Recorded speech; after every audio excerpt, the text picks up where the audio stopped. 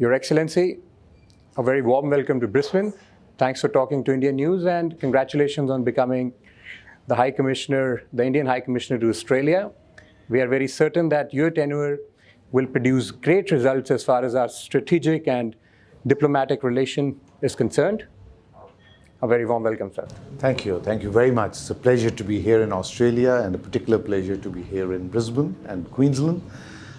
This is a very important assignment, I believe, that I have, and I shall certainly do my best to further elevate the very important India-Australia partnership. Indeed, sir.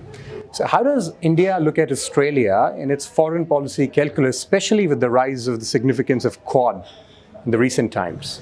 Well, we are comprehensive strategic partners now since June of last year, and that is done with a great degree of expectation and hope and the belief that Australia is a very right fit for India to elevate a relationship in the Indo-Pacific region. We are countries that think closely together, that share similar challenges and similar objectives. And because of our common values, our common approaches to the region and to the problems that we face over here, I think we have great expectations from our partnership with Australia. Your Excellency, do you think that the pandemic will prompt and has prompted both countries to realize that there is a need for deeper bilateral and diplomatic connections between both countries? Indeed, both countries have realized that, and the strategic partnership being elevated to a comprehensive strategic partnership happened after the COVID pandemic started. It happened in June last year, and the realization of the two countries that there is so much more that they must and can do together has been an impetus. So the COVID pandemic has certainly prompted that particular momentum in elevating the relationship. And Your Excellency, do you think due to the pandemic, Australia's image has been impacted as far as it being sort of seen as a preferred destination for Indian students, given the restrictions of both inbound and outbound travel for various international students, more so for Indian students? Well, obviously the Indian students are disappointed that they've been away from campus for such a long time. And the fact is that since there is no real date when they can expect to be back, that is causing a lot of angst, that is causing a lot of anxiety. They are a bit worried about what happens to what they signed up for, which was in-person, on-campus learning in Australia, and that's not happening. So I hope very much that ways and means can be found by the universities, by the state governments, and by the federal government to come up with a solution sooner rather than later, because there is, as I said, a lot of frustration that is setting in now. Your Excellency, Queensland has growing ties with India as far as economic side, trade and business side is concerned, and also a growing Indian diaspora. When can we expect an Indian consulate here in Brisbane? Well, I think our honorary consul here, who's been around for a long time, is doing a fabulous job. But if we find that a physical presence of a consulate general here is required, we shall certainly explore that suggestion. But at the moment, we are doing quite well, and I'm grateful to our honorary consul for all the efforts that she puts in.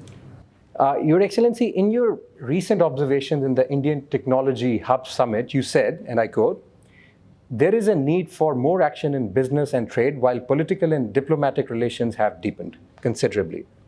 Can you please expand on that?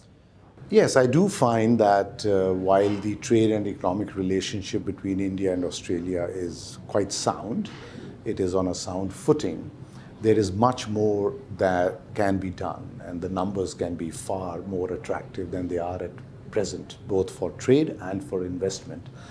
I find perhaps that not enough attention is being paid by individual businesses and corporate houses that actually do commercial decisions on either side.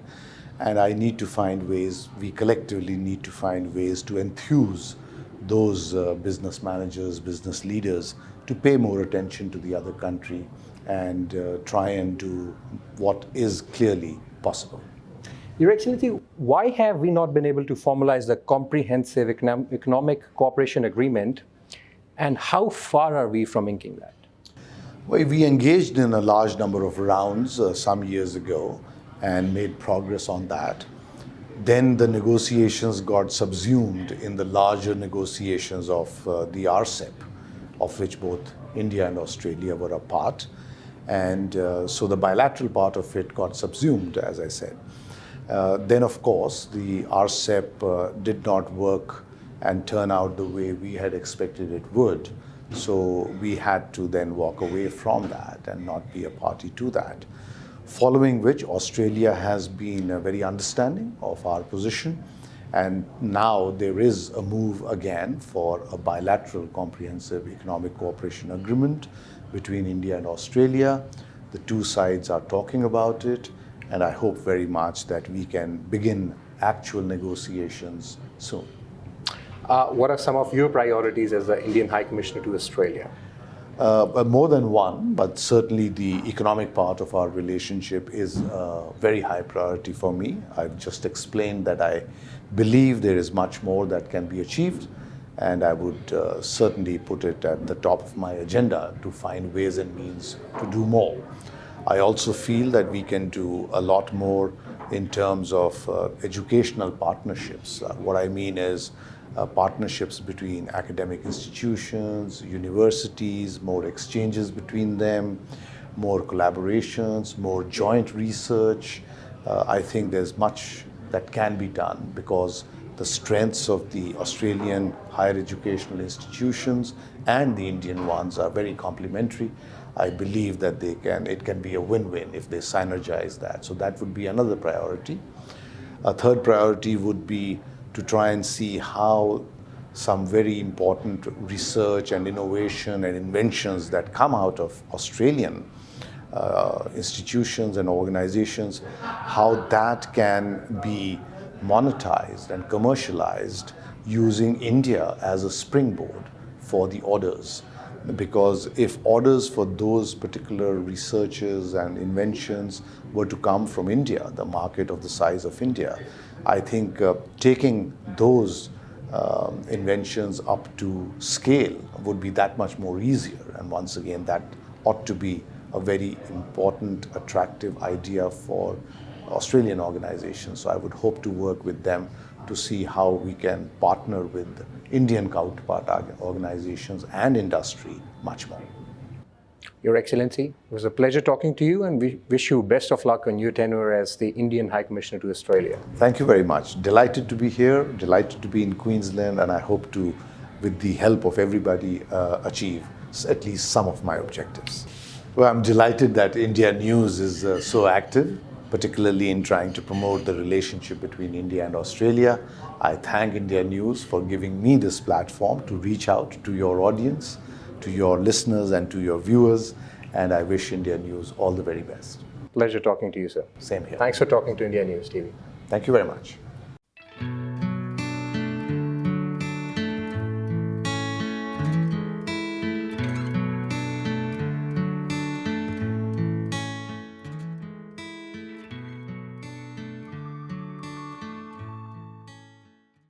Thanks for watching the video. If you like it, please press the like button, share your views in the comment section, and please subscribe to India News TV for more such updates.